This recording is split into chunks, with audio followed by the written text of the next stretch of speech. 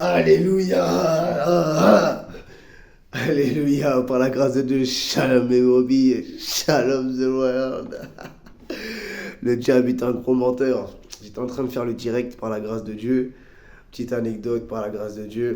Et j'étais en plein direct du message. Et l'ennemi a attaqué ça. Mais par la grâce de Dieu, tout concourt au bien de ceux qui aiment Dieu. Par la grâce, on persévère. C'est pas grave, on recommence le message. Par la grâce de Dieu, c'est pas grave. Ça a été voulu. Dieu avait déjà pourvu ça. Par la grâce de Dieu. Donc, voilà, chose promise, chose due par la grâce de Dieu. Au nom de Jésus-Christ, nous allons continuer ce merveilleux message sur la vérité, la connaissance de la vérité. Épisode 4, épisode faux par la grâce de Dieu. Donc, la parole de Dieu déclare que toute chose a été créée par Dieu et pour Dieu. Pourquoi on dit ça? Parce que nous allons parler, le sous-thème c'est la consécration. Nous allons parler de la consécration par la grâce de Dieu, partager dans la consécration. On va essayer de faire vite à la grâce de Dieu. Non pas qu'on va bâcler ça, non. Toujours avec amour, avec zèle, avec qualité de caviar, bien sûr. Alléluia. À la gloire de Dieu.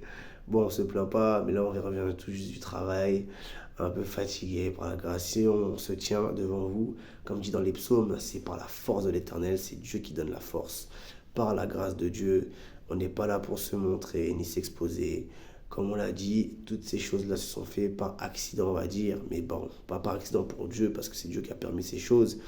Pour nos familles qui nous regardent de loin, ils ont été touchés par la grâce de Dieu et que le Seigneur les a touchés à travers une parole que j'avais mis, que j'avais fait une vidéo par accident sur WhatsApp que je voulais partager, j'avais mis à cœur. Et ma famille au loin, ils m'ont demandé de continuer. Le Saint-Esprit m'a mis à cœur de continuer. Les personnes qui s'occupent de ma spiritualité aussi ont confirmé que c'était bon et qu'ils étaient d'accord. Donc, il n'y a pas de... Je ne m'expose pas comme ça par la grâce de Dieu pour me montrer. On partage la parole de Dieu. De toute façon, on n'est pas là pour se montrer, nous. Voilà, montrer qu'on est meilleur que non.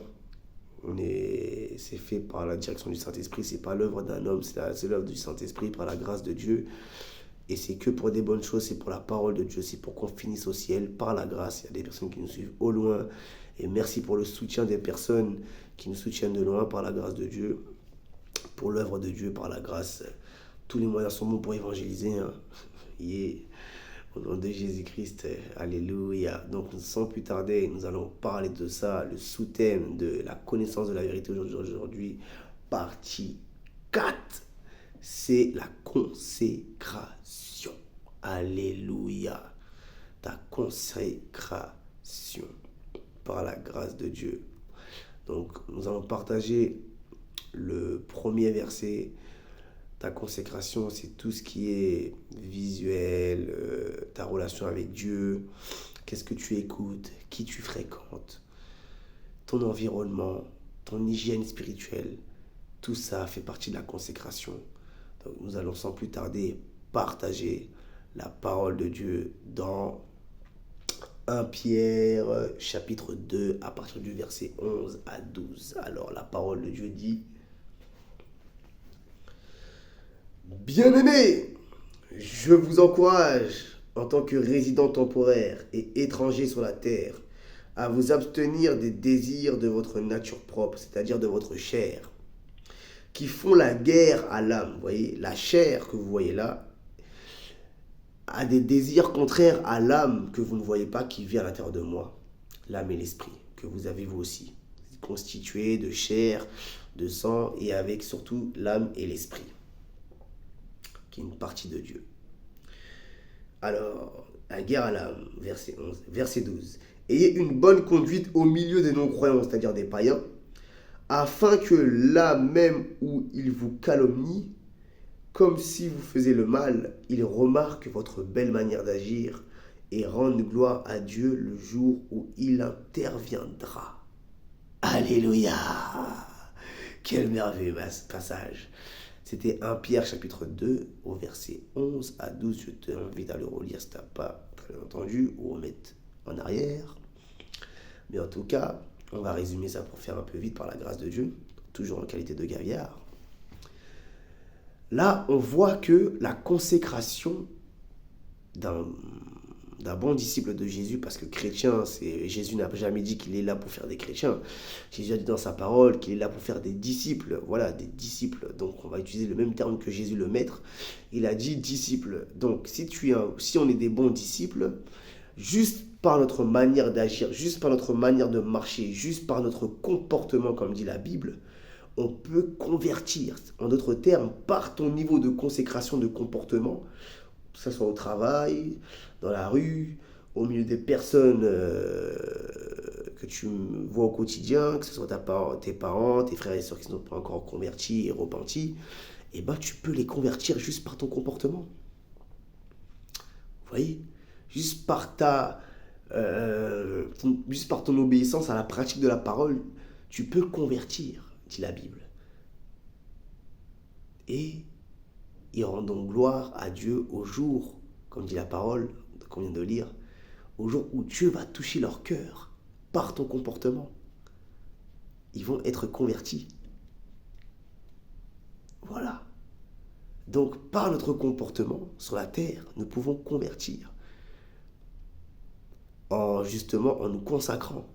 Dire oui, on vient jamais, on va jamais dans les boîtes de nuit, on ne fume jamais, on parle toujours de Jésus, on lit toujours la Bible, dans le travail, ils voient que on est efficace au travail, ils n'arrivent que des choses bonnes, que de la réussite, ils te voient que dans ta vie tu réussis, tu prospères, parce que tu parles de Jésus, tu parles de Dieu, et dis mais finalement il y a bien un créateur qui existe. Cette personne a toujours un bon comportement, il est toujours à l'heure, toujours joyeux, toujours jovial, donne toujours des solutions, il a toujours une réponse à tout. Mais c'est quoi son secret?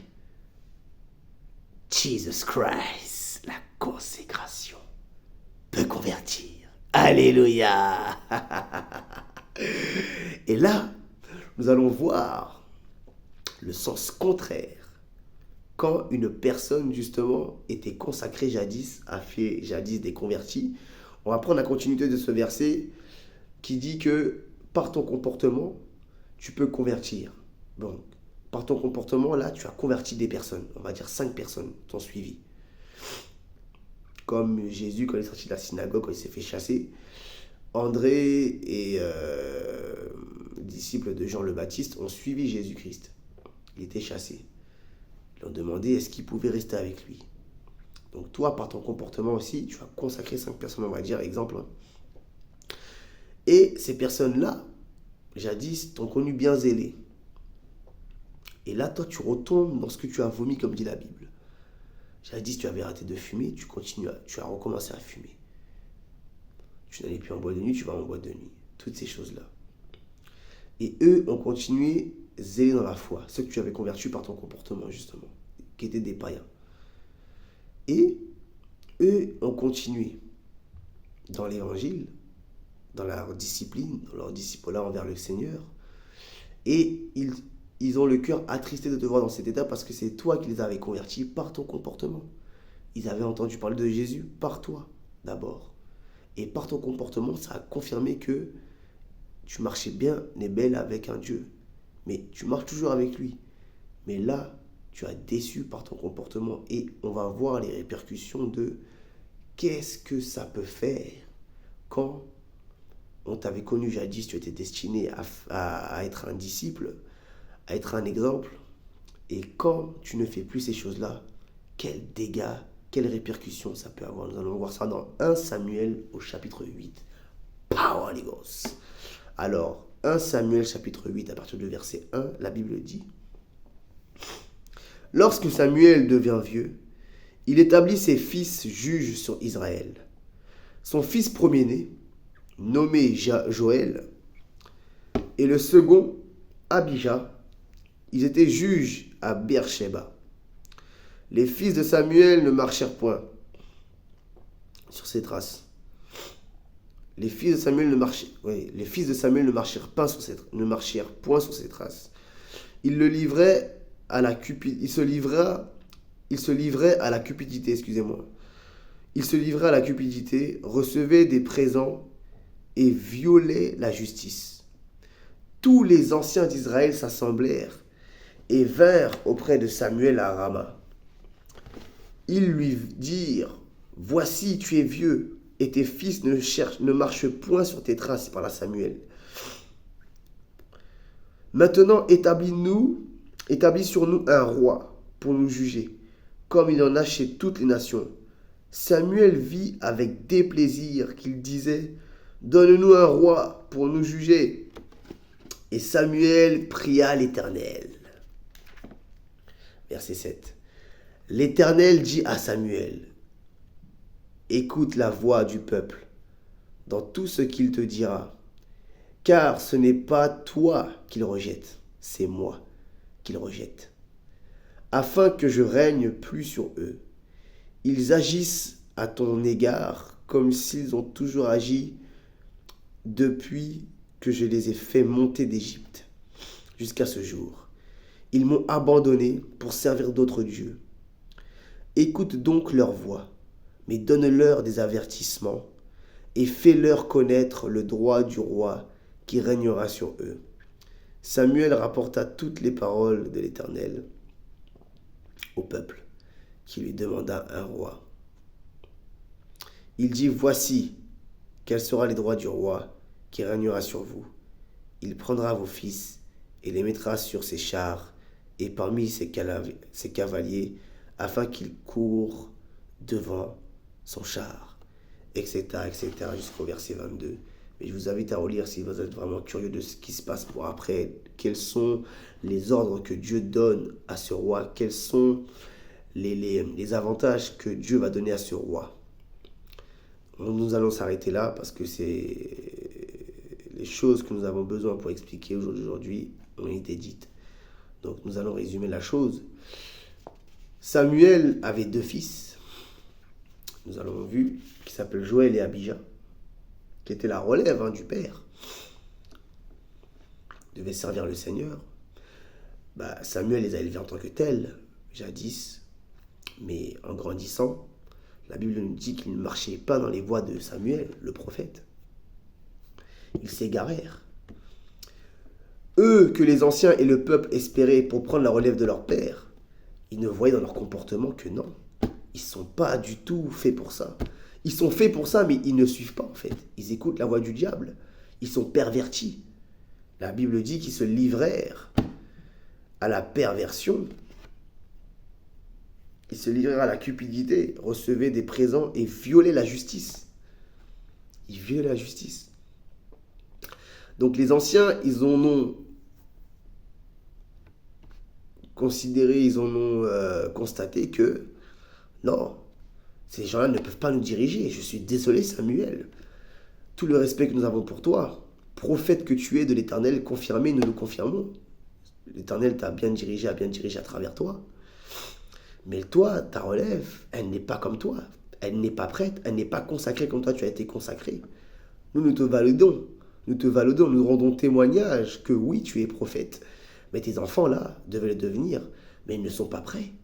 Ils ne suivent pas ces choses. Ils sont dans d'autres voies, ils sont pervertis. Donc désolé, mais établis sur nous un roi. Donc là, ils rejettent l'Éternel. Ils veulent quelque chose qui vienne de leur volonté. Ce n'est pas la volonté de Dieu. C'est la volonté de l'homme. Mais Dieu, sage comme il est, tellement qu'il aime son peuple, parce que sinon ils les auraient tous tués. Ah, vous m'écoutez pas, je suis Dieu. Allez hop, je vous tue tous. Non, il n'a pas fait ça. Dieu est resté humble et sage. Le Créateur qui se soumet à la création, c'est de la folie. Mais ça, c'est par le manque de sagesse des fois que nous faisons ces bêtises-là. Nous ordonnons à Dieu à se soumettre à nos exigences alors que c'est à nous-mêmes de se soumettre à ses exigences. Je me parle à moi-même déjà le premier. C'est pas parce que je parle comme ça que non. Moi-même le premier, j'ai déjà fait beaucoup de choses qui ont déplu à Dieu, que je me rendais pas compte que je faisais Dieu se soumettre à mes choses, alors que moi-même je dois me soumettre à ses choses, à lui, à sa parole déjà en premier. Et Dieu a réconforté Samuel en disant que non, laisse, on va les obéir, on va se soumettre à ce qu'ils veulent. Établis un roi sur eux, et je te dirai qu'est-ce que le roi doit faire. Mais sache Samuel, ne prends pas ça pour toi. Parce que c'est pas toi qui rejette, c'est moi qui rejette. Moi le Créateur, l'Éternel des armées. Mais laisse, ils ne sont pas assez matures pour écouter ces choses-là. Ils ne savent même pas ce qu'ils font. Donc Dieu a écouté. Il leur a établi Saoul. Il leur a établi Saoul. Mais Saoul, le roi, a été établi par la volonté de l'homme. Et écoutez la bêtise du peuple. Je vous invite à relire, c'est 1 Samuel chapitre 8. À partir du verset 1, je vous invite à relire. Il n'y a que 22 versets, donc ça va très vite. Dans ce chapitre 8 de 1 Samuel. Écoutez la bêtise du peuple. Le peuple dit au prophète Samuel, établis sur nous un roi comme les autres nations autour d'Israël, comme les autres nations de la terre. Ça veut dire que Israël, qui avait le vrai créateur, le vrai seul Dieu, il n'y a qu'un seul Dieu, et c'est Israël qui l'avait à l'époque. Dieu s'est présenté à Israël. Dieu a choisi Israël. Dieu a créé Israël. Parce que Israël, j'ai dit, ce n'était pas un peuple. Israël n'existait pas à la base. Les Juifs n'existaient pas. Ce terme juif n'existait pas. Ça a été pris, tiré d'un peuple. Et Dieu a créé son peuple. Voilà, les hommes et les femmes se sont accouplés, ça a créé un peuple. Les Juifs. Dieu a créé son peuple. Voilà. C'est pour ça que Dieu a dit, je vous ai pris, jadis vous étiez rien, et je vous ai rendu. Voilà. Il n'était rien. Ça n'existait pas les Juifs avant.